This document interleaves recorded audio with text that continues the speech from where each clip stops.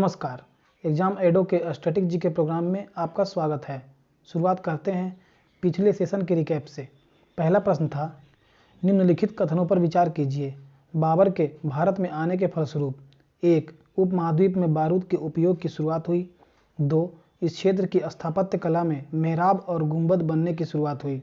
3. इस क्षेत्र में तैमूरी राजवंश स्थापित हुआ। नीचे दिए गए कूट का प्रयोग कर सही उत्तर चुनिए। विकल्प है ए केवल 1 और 2, बी केवल 3, सी केवल 1 और 3, डी 1, 2 और 3। इस प्रश्न का सही उत्तर था विकल्प बी केवल 3। अगला प्रश्न था, प्राचीन भारत में किस वंश का शासनकाल स्वर्ण युग कहा जाता है? ए कुषाण, बी आंध्र सातवाहन, सी गुप्त, डी मौर्य।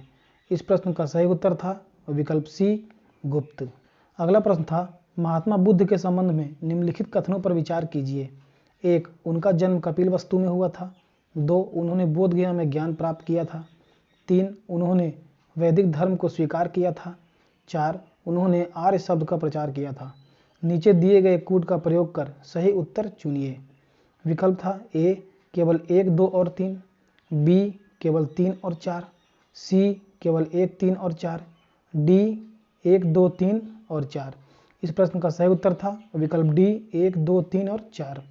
अगला प्रश्न था, भारतीय राष्ट्रीय कांग्रेस के द्वितीय मुस्लिम अध्यक्ष ए अबुल कलाम आज़ाद थे, बी जाकिर हुसैन थे, सी रहमतुल्लाह सयानी थे, डी बदरुद्दीन तैयब जी थे।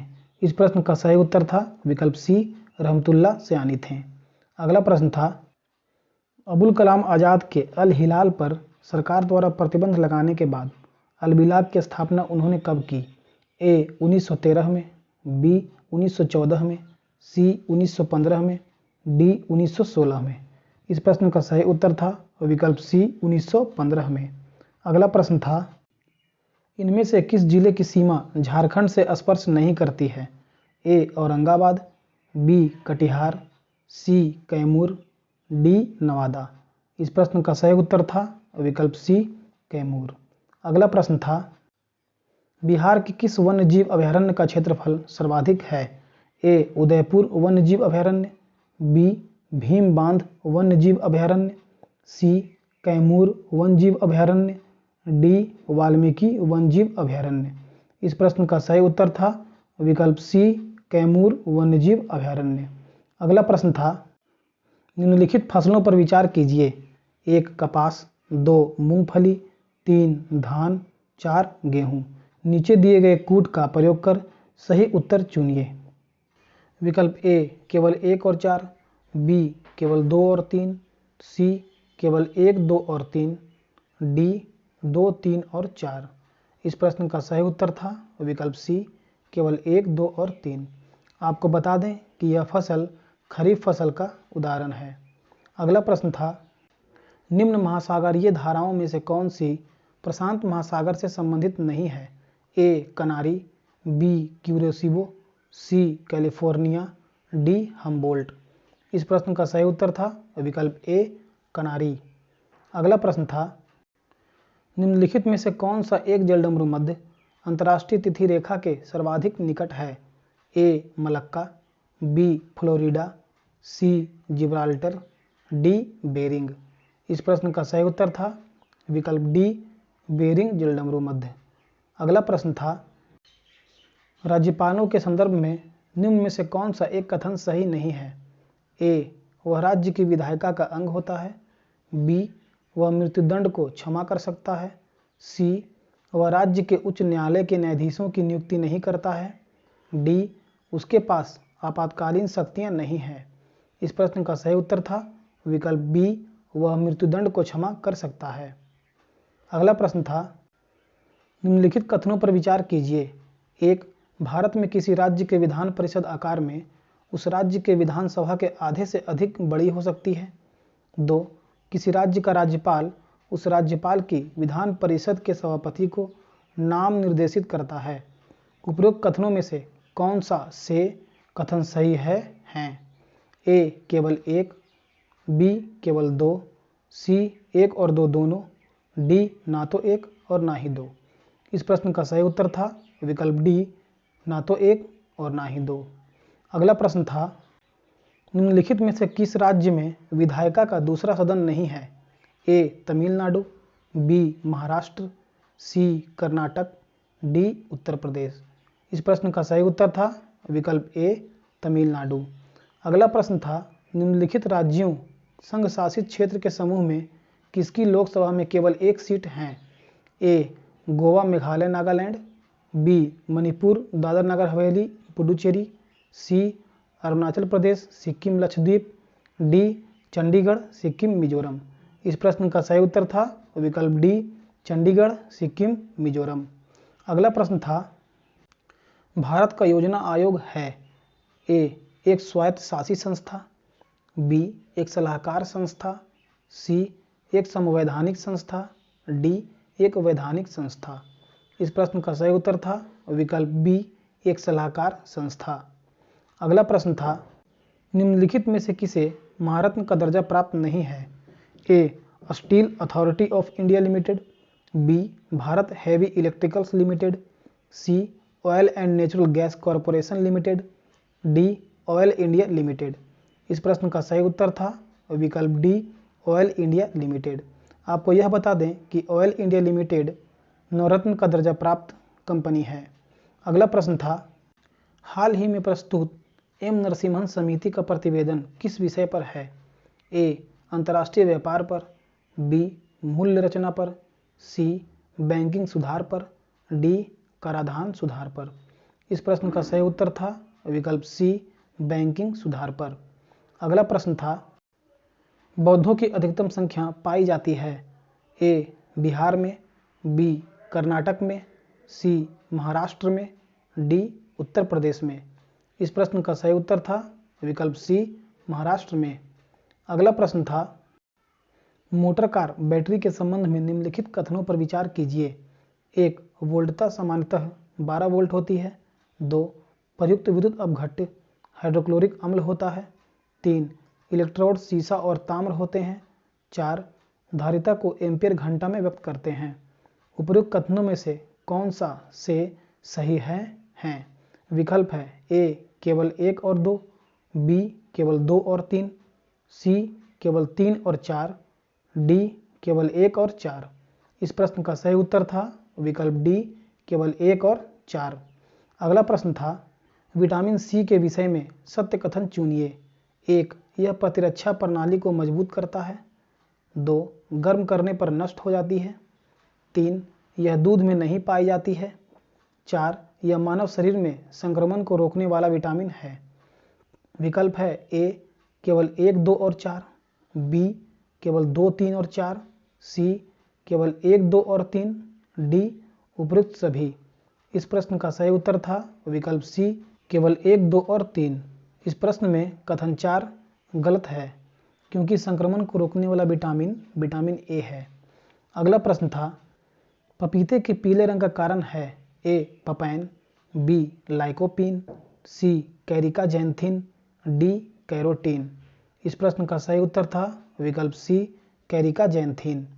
अगला प्रश्न था, परखनली शिशु के मामले में ए निषेचन परखनली के अंदर होता है, बी शिशु का परिवर्धन परखनली के अंदर होता है, सी निषेचन माता के शरीर के बाहर होता है, डी अनिषेचित अंडे का परखनली के अंदर परिवर्धन होता है। इस प्रश्न का सही उत्तर था विकल्प सी निषेचन माता के शरीर के बाहर होता है। अगला प्रश्न था, ताम्र संदूषण से बचने के लिए पीतल के बर्तनों पर सामान्यतः किस धातु की परत चढ़ाई जाती है? ए रांगे की, बी जस्ते की, सी एल्यूमिनियम की, डी शीशे की। इस प्रश्न का सही उत्तर था विकल्प ए रांगे की, जिसे टीन भी कहते हैं। अगला प्रश्न था, आर्यभट्ट का प्रक्षेपण किया गया था? ए 29 अप्रैल 1975 को, बी 19 अप्रैल 1975 को, सी 28 अप्रैल 1975 को, डी 18 अप्रैल 1975 को। इस प्रश्न का सही उत्तर था विकल्प बी 19 अप्रैल 1975 को।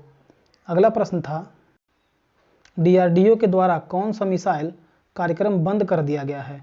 ए नाग, बी त्रिशूल, सी अग्नि, डी उपरोक्त में से कोई नहीं। इस प्रश्न का सही उत्तर था विकल्प बी त्रिशूल। शुरुआत करते हैं आज के सेशन की। सबसे पहले देखेंगे अभ्यास प्रश्न।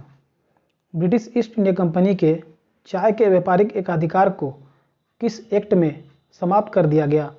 ए 1793 का चार्टर एक्ट, बी 1813 का चार्टर एक्ट, सी 1853 के चार्टर एक्ट, डी 1833 के चार्टर एक्ट द्वारा। इस प्रश्न का सही उत्तर था विकल्प डी 1833 के चार्टर एक्ट द्वारा। चार्टर एक्ट 1833 के अंतर्गत कंपनी ने न केवल चाय के व्यापारिक अधिकार को खो दिया बल्कि इसके सभी व्यापारिक अधिकार पूर्णतः समाप्त कर दिए गए। इस प्रकार कंपनी का कार्य ब्रिटिश सरकार की ओर से भारत पर केवल शासन करना रह गया था। इस प्रश्न का उत्तर विकल्प डी होगा।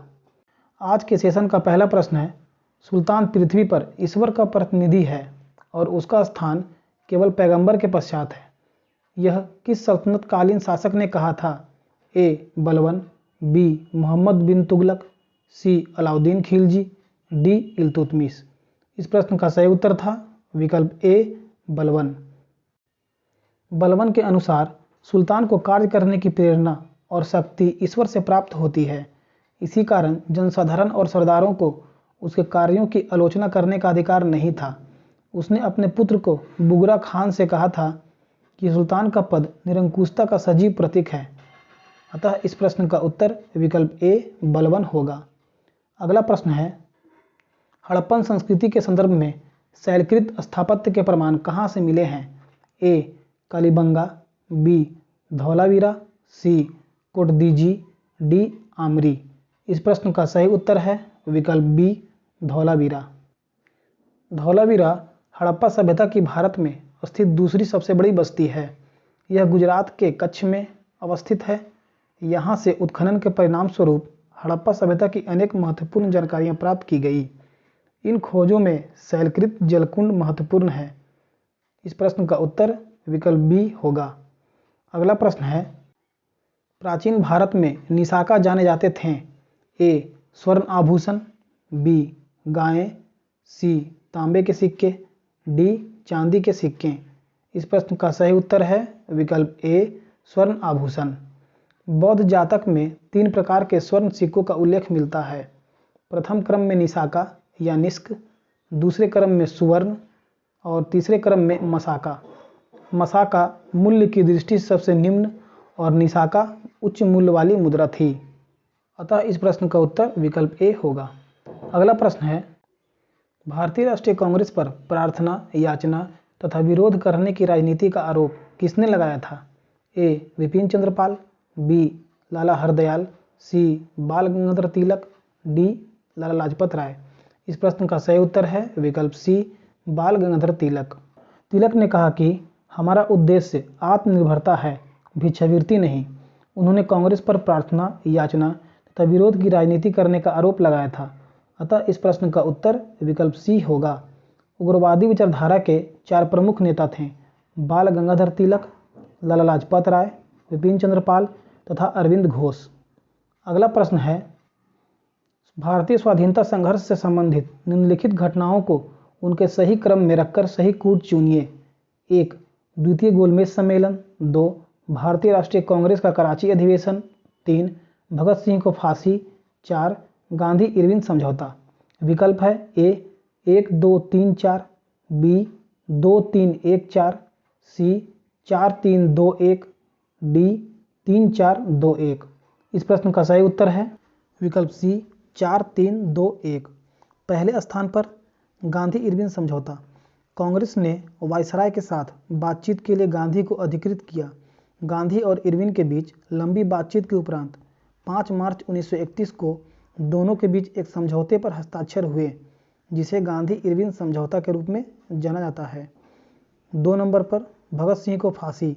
लाहौर षड्यंत्र कांड में भगत सिंह, सुखदेव तथा राजगुरु को 23 मार्च 1931 को फांसी दी गई। तीसरे नंबर पर कांग्रेस का कराची अधिवेशन। 26 से 31 मार्च 1931 तक कराची में हुए कांग्रेस के वार्षिक अधिवेशन में गांधी इरविन समझौता की संपुष्टि की गई। चौथे नंबर पर द्वितीय गोलमेज सम्मेलन। गोलमेज सम्मेलन का दूसरा सत्र 7 सितंबर 1931 को प्रारंभ हुआ, जिसमें महात्मा गांधी कांग्रेस के एकमात्र प्रतिनिधि के रूप में सम्मिलित हुए। यह सम्मेलन पूर्णतया निष्फल रहा, अतः इस प्रश्न का उत्तर विकल्प सी 4, 3, 2, 1 होगा। अगला प्रश्न है, दमनगंगा निम्नलिखित में से किस नदी का प्राचीन नाम है? ए ताप्ती, बी नर्मदा, सी रावी, डी राप्ती। इस प्रश्न का सही उत्तर है विकल्प ए ताप्ती। दमनगंगा ताप्ती का प्राचीन नाम है। यह नदी मध्य प्रदेश के बैतूल जिले में महादेव की पहाड़ियों के दक्षिण से निकलती है। इसकी लंबाई 724 किलोमीटर है। इसका बेसिन मध्य प्रदेश, महाराष्ट्र तथा गुजरात में फैला हुआ है। यह नर्मदा के समानांतर पश्चिम दिशा में बहती हुई खंबात की खाड़ी में विलीन हो जाती है। भारत में नर्मदा और ताप्ती नदियाँ दो ऐसे नदी हैं जो ज्वार नदमुख का निर्माण करती है, अतः इस प्रश्न का उत्तर विकल्प ए ताप्ती होगा। अगला प्रश्न है, हरित खेती में सन्निहित है? ए जैविक खेती और बागवानी पर जोर, बी बागवानी तथा पुष्प कृषि पर ध्यान केंद्रित करते समय कीटनाशकों और रासायनिक उर्वरकों से बचाव, सी समेकित कीट प्रबंधन, समेकित पोषक पदार्थ आपूर्ति एवं समेकित प्राकृतिक संसाधन प्रबंधन, डी खाद्य फसलों, बागवानी एवं पुष्प कृषि पर जोर। इस प्रश्न का सही उत्तर है विकल्प सी समेकित कीट प्रबंधन, समेकित पोषक पदार्थ आपूर्ति एवं समेकित प्राकृतिक संसाधन प्रबंधन। हरित खेती में समेकित कीट प्रबंधन, समेकित पोषक पदार्थ आपूर्ति एवं समेकित प्राकृतिक संसाधन प्रबंधन सन्निहित हैं, अतः इस प्रश्न का उत्तर विकल्प सी होगा। हरित खेती वास्तव में संरक्षण कृषि है। हाल के दिनों में शब्द हरित खेती विशेष रूप से चीन द्वारा उपयोग में लाया गया। भारत में हरित खेती के विषय में उपरोक्त धारणा का प्रतिपादन डॉक्टर स्वामीनाथन ने किया। अगला प्रश्न है, शुष्क भूमि के लिए सर्वाधिक उचित फसल कौन सी है? ए गन्ना, बी जूट, सी गेहूं, डी मूंगफली। इस प्रश्न का सही उत्तर है विकल्प डी मूंगफली। दिए गए विकल्पों में शुष्क भूमि के लिए सर्वाधिक उचित फसल मूंगफली है। यह शुष्क प्रदेशों की वर्षा आधारित खरीफ फसल है, अतः इस प्रश्न का उत्तर विकल्प डी होगा। गेहूं मुख्यतः शीतोष्ण कटिबंधीय रबी ऋतु की फसल है, जिसे सिंचाई की सुविधा वाले क्षेत्रों में उगाया जाता है। गन्ना एक उष्णकटिबंधीय फसल है, जिसका खेती अधिकतर सिंचित क्षेत्रों में या आर्द्र या उपाद्र जलवायु वाले क्षेत्रों में की जाती है। अगला प्रश्न है, क्षेत्रफल की दृष्टि से निम्न देशों का सही आरोही क्रम कौन सा है? A Brazil, Argentina, Australia, Bharat, B Australia, Brazil, Bharat, Argentina, C Argentina, Bharat, Australia, Brazil, D Bharat, Brazil, Argentina, Australia. इस प्रश्न का सही उत्तर है विकल्प C Argentina, Bharat, Australia, Brazil. संपूर्ण क्षेत्रफल को सम्मिलित किया जाए तो आरोही क्रम के अनुसार विकल्प में दिए गए देशों की स्थिति निम्न अनुसार हैं। अर्जेंटीना 27,80,400 वर्ग किलोमीटर, भारत 32,87,263 वर्ग किलोमीटर, ऑस्ट्रेलिया 76,88,287 वर्ग किलोमीटर, ब्राज़ील 85,15,767 वर्ग किलोमीटर। अतः इस प्रश्न का उत्तर विकल्प सी होगा। अगला प्रश्न है, निम्नलिखित में से कौन सा देश अफ्रीका के स्थलरूप देश नहीं है? ए चाड, बी बोत्सवाना, सी मलावी, डी जिबूती। इस प्रश्न का सही उत्तर है विकल्प डी जिबूती। प्रश्न में दिए गए विकल्प ए, बी, सी क्रमशः चाड, बोत्सवाना, मलावी अफ्रीका के स्थलरूप देशों की श्रेणी में शामिल हैं, परंतु जिबूती हॉर्न अफ्रीका देशों की श्रेणी में शामिल हैं। अतः इस प्रश्न का उत्तर विकल्प डी होगा। आपको बता दें कि हॉर्न अफ्रीका में इथोपिया, जिबूती, सोमालिया और इरिट्रिया शामिल हैं। अगला प्रश्न है, भारत की प्रभुता, एकता और अखंडता की रक्षा करें और इसे अक्षुण्ण रखें। यह उपबंध किसमें किया गया है? ए संविधान की उद्देशिका, बी राज्य की नीति के निर्देशक तत्व, सी मूल अधिकार, डी मूल कर्तव्य। इस प्रश्न का सही उत्तर है विकल्प डी मूल कर्तव्य। भारत की प्रभुता, एकता और अखंडता की रक्षा करने, उसे अक्षुण्ण बनाए रखने की बात भारतीय संविधान के भाग 4 के क के अंतर्गत शामिल किए गए मूल कर्तव्यों के खंड में की गई है। अतः विकल्प डी सही है। ज्ञातव्य है कि अनुच्छेद 51 क ग में भारत की प्रभुता, एकता और अखंडता की रक्षा करने और उसे अक्षुण्ण रखने का प्रावधान शामिल किया गया है। भारतीय संविधान के मूल कर्तव्य का प्रावधान मूलतः शामिल नहीं था, बल्कि इसे 42वें संविधान संशोधन अधिनियम 1976 द्वारा जोड़ा गया। अगला प्रश्न है, सदन को अनिश्चित काल के लिए स्थगित करने का अधिकार है सदन के पीठासीन पदाधिकारी के पास, बी राष्ट्रपति के पास, सी सदन के नेता के पास, डी संसदीय कार्य मंत्री के पास। इस प्रश्न का सही उत्तर है विकल्प ए, सदन के पीठासीन पदाधिकारी के पास। ऐसी स्थिति जो सदन का पीठासीन अधिकारी सदन को स्थगित तो करे किंतु सदन के पुनः एकत्रित होने के संबंध में कोई घोषणा ना करे, तब इस प्रकार के स्थगन को अनिश्चित काल के लिए स्थगन या साइन डाई स्थगन कहते हैं। अगला प्रश्न है, 7वीं अनुसूची के संदर्भ में निम्नलिखित युग्मों पर विचार कीजिए। 1 राज्य सूची, सार्वजनिक स्वास्थ्य और स्वच्छता। 2 संघ सूची, नागरिकता, देशीयकरण और अन्य देशीय। 3 समवर्ती सूची, विधिक, चिकित्सा और अन्य वृत्तियां। उपर्युक्त युग्मों में से कौन सा से सही हैं? विकल्प है ए केवल 1, बी केवल 3, सी केवल 2 और 3, डी 1, 2 और 3। इस प्रश्न का सही उत्तर है विकल्प डी 1, 2 और 3। आइए इसकी व्याख्या देखते हैं। 7वीं अनुसूची में संघ सूची की प्रविष्टि संख्या 17 में नागरिकता, देशीयकरण और अन्य देशीय विषय से संबंधित मामले हैं। राज्य सूची की प्रविष्टि संख्या 6 सार्वजनिक स्वास्थ्य और स्वच्छता को शामिल करती है। समवर्ती सूची के प्रविष्टि संख्या 26 में विधिक, चिकित्सा और अन्य वृत्तियां शामिल हैं, अतः सभी युग्म सुमेलित हैं। इस आधार पर विकल्प डी सही है। अगला प्रश्न है, निम्न में से कौन सही सुमेलित नहीं है?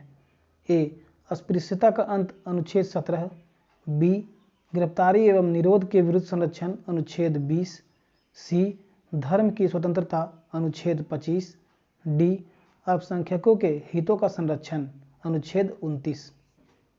इस प्रश्न का सही उत्तर है विकल्प बी। प्रश्न में दिए गए विकल्प बी सही सुमेलित नहीं है, क्योंकि कुछ दशाओं में गिरफ्तारी एवं निरोध से संरक्षण अनुच्छेद 22 में वर्णित है। बाकी सभी विकल्प सही सुमेलित हैं, अतः इस प्रश्न का उत्तर विकल्प बी होगा।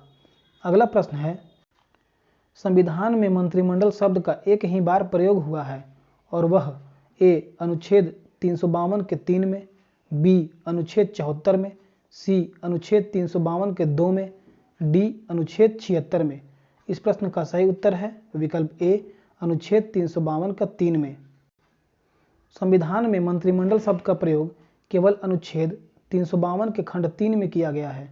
इसके अनुसार राष्ट्रपति आपातकाल की उद्घोषणा तभी कर सकेगा जब संघ का मंत्रिमंडल उसे लिखित रूप में ऐसा संसूचित करे, अतः इस प्रश्न का उत्तर विकल्प ए होगा। अगला प्रश्न है, निम्नलिखित में से कौन खाड़ी सहयोग परिषद का सदस्य नहीं है? ए ईरान, बी सऊदी अरब, सी ओमान, डी कुवैत। इस प्रश्न का सही उत्तर है विकल्प ए ईरान। 25 मई 1981 को सऊदी अरब के रियाद में Bahrain, Kuwait, Oman, Qatar, Saudi Arab और संयुक्त अरब अमीरात ने एक समझौते के अंतर्गत खाड़ी सहयोग परिषद की स्थापना की थी, अतः इस प्रश्न का उत्तर विकल्प ए होगा। खाड़ी सहयोग परिषद की संकल्पना रक्षा सहयोग के साथ साथ क्षेत्रीय साझा बाजार के रूप में भी की गई थी। अगला प्रश्न था, निम्न में से किस केंद्र शासित प्रदेश में 2011 की जनगणना के अनुसार ग्रामों की संख्या न्यूनतम है? ए दादर एवं नागर हवेली, बी दमन एवं दीव, सी लक्षद्वीप, डी पुडुचेरी।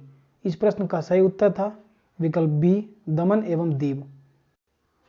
दिए गए विकल्पों के अनुसार वर्ष 2011 की जनगणना के अनुसार निम्नलिखित केंद्र शासित प्रदेशों में सबसे कम गांवों की संख्या दमन दीव में है, इसलिए विकल्प बी सही है। दमन एवं दीव में स्थित ग्रामों की संख्या मात्र 25 है। उल्लेखनीय है कि केंद्र शासित प्रदेशों में न्यूनतम ग्राम चंडीगढ़ में स्थित है, जिनमें ग्रामों की संख्या 12 है। अगला प्रश्न है, भारतीय लघु उद्योग विकास बैंक सिडबी की स्थापना कब हुई? ए 2 अप्रैल 1991 को, बी 2 अप्रैल 1990 को, सी 1 अप्रैल 1991 को, डी 1 अप्रैल 1990 को। इस प्रश्न का सही उत्तर है विकल्प बी 2 अप्रैल 1990 को। भारतीय लघु उद्योग विकास बैंक सिडबी की स्थापना 2 अप्रैल 1990 को हुई। इसका मुख्यालय लखनऊ उत्तर प्रदेश में स्थित है, इसलिए विकल्प बी सही है। सिडबी का उद्देश्य पुनर्वित्त सुविधाएं और उद्योगों को अल्पकालिक ऋण प्रदान करना है। यह सूक्ष्म लघु और मध्यम उद्यम यानी एमएसएमई क्षेत्र की शीर्ष वित्तीय संस्था के रूप में कार्य करता है। अगला प्रश्न है, निम्नलिखित में से कौन सा जैव रूपांतरण मानव शरीर को अधिकतम ऊर्जा प्रदान करता है? A ADP to AMP, B ATP to ADP, C ADP to ATP, D AMP to ADP. इस प्रश्न का सही उत्तर है विकल्प बी एटीपी टू एडीपी। मानव शरीर द्वारा विभिन्न कार्यों को करने के लिए आवश्यक ऊर्जा रासायनिक यौगिक एडिनोसिन ट्राइफॉस्फेट के विघटन से प्राप्त होती है। एटीपी के जल अपघटन के फलस्वरूप एटीपी का रूपांतरण एडिनोसिन डाइफॉस्फेट यानी एडीपी या फॉस्फोरिक अम्ल में हो जाता है, इसलिए विकल्प बी सही है। श्वसन की क्रिया में ग्लूकोज के एक अणु से 38 एटीपी के अणु प्राप्त होते हैं। अगला प्रश्न है, कौन सा प्रदूषण नॉक नी सिंड्रोम के लिए उत्तरदायी है? ए फ्लोराइड, बी मरकरी, सी आर्सेनिक, डी कैडमियम। इस प्रश्न का सही उत्तर है विकल्प ए फ्लोराइड। जल में फ्लोराइड प्रदूषण नॉकनी सिंड्रोम के लिए उत्तरदायी होता है, इसलिए विकल्प ए सही है। फ्लोराइड प्रदूषण हड्डियों के लिए विषाक्त प्रभाव उत्पन्न करता है, जो कि हड्डियों की कमजोरी, फ्रैक्चर और अस्थायी विरूपण का कारण बनता है। रिकेट्स और ऑस्टियोकॉन्ड्रोडिस्प्लेसिया के कारण भी यह सिंड्रोम हो सकता है। अगला प्रश्न है, एक मकान में दो बल्बों में से एक दूसरे से अधिक चमकदार है, इन दोनों में से किस बल्ब में उच्चतर अवरोधक है? ए मंद रोशनी वाले बल्ब में, बी अधिक रोशनी वाले बल्ब में, सी दोनों बल्बों में अवरोधक समतुल्य है, डी रोशनी की तीव्रता अवरोधक पर निर्भर नहीं होती है। इस प्रश्न का सही उत्तर है विकल्प ए मंद रोशनी वाले बल्ब में। आइए इसकी व्याख्या देखते हैं। अधिक विद्युत ऊर्जा का क्षय करने वाला बल्ब अधिक प्रकाश उत्पन्न करेगा। अधिक प्रतिरोध वाला बल्ब कम विद्युत ऊर्जा का क्षय करेगा तथा कम प्रकाश उत्पन्न करेगा, इसलिए विकल्प ए सही है। अगला प्रश्न है, घड़ी में प्रयोग होने वाले क्वार्ट्ज क्रिस्टल होते हैं? A sodium silicate, B silicon dioxide, C germanium oxide, D titanium dioxide. इस प्रश्न का सही उत्तर है विकल्प बी सिलिकॉन डाइऑक्साइड। घड़ी में प्रयोग होने वाले क्वार्ट्ज क्रिस्टल सिलिकॉन डाइऑक्साइड होते हैं। क्वार्ट्ज में ऑक्सीजन एवं सिलिकॉन के परमाणु आपस में मिलकर एक चतुष्फलक आकृति का निर्माण करते हैं, इसलिए विकल्प बी सही है। अगला प्रश्न है, क्रिस्टल की संरचना जानने के लिए निम्न में से किसको प्रयोग में लाया जाता है? ए गामा किरणें, बी एक्स किरणें, सी पराबैंगनी किरणें, डी दृश्य प्रकाश। इस प्रश्न का सही उत्तर है विकल्प बी एक्स किरणें। क्रिस्टल या मणि विज्ञान एक प्रायोगिक विज्ञान है जिसमें क्रिस्टलों में परमाणुओं के विन्यास का अध्ययन किया जाता है। एक्स किरणें के विवर्तन द्वारा क्रिस्टलों की संरचना का अध्ययन किया जाता है, इसलिए विकल्प बी सही है। अगला प्रश्न है, लगभग 20 डिग्री सेल्सियस के तापक्रम पर किस माध्यम में ध्वनि की गति अधिकतम रहेगी?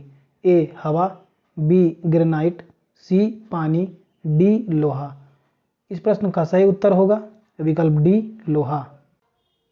ध्वनि की गति माध्यम के घनत्व व प्रत्यास्थता पर निर्भर करता है। जिस माध्यम का घनत्व एवं प्रत्यास्थता अधिक होती है उसमें ध्वनि की गति अधिक होती है। 20 डिग्री सेल्सियस के तापमान पर लोहे में ध्वनि की गति अधिकतम होगी, इसलिए विकल्प डी सही है। अब देखते हैं आज का अंतिम प्रश्न। प्रोजेक्ट लून संबंधित है? ए अपशिष्ट प्रबंधन प्रौद्योगिकी से, बी बेतार संचार प्रौद्योगिकी से, सी सौर ऊर्जा उत्पादन प्रौद्योगिकी से, डी जल संरक्षण प्रौद्योगिकी से। इस प्रश्न का सही उत्तर है विकल्प ए बेतार संचार प्रौद्योगिकी से। प्रोजेक्ट लून बेतार संचार प्रौद्योगिकी से संबंधित है, इसलिए विकल्प बी सही है। यह परियोजना गूगल द्वारा शुरू की गई है। प्रोजेक्ट लून हवा में तैरते गुब्बारों का एक समूह है जिसका लक्ष्य ग्रामीण और सुदूरवर्ती इलाकों में इंटरनेट सेवा मुहैया कराना है। अब नोट कर लेते हैं आज का अभ्यास प्रश्न। लॉर्ड कर्जन के समय भारतीय विश्वविद्यालय अधिनियम कब पारित किया गया था? ए 1900, बी 1902, सी 1904, डी 1905। इसका उत्तर हमें कमेंट सेक्शन में जरूर भेजिएगा। अगले सेशन में मिलेंगे नए प्रश्नों के साथ। तब तक के लिए पढ़ते रहिए एंड स्टे मोटिवेटेड। धन्यवाद।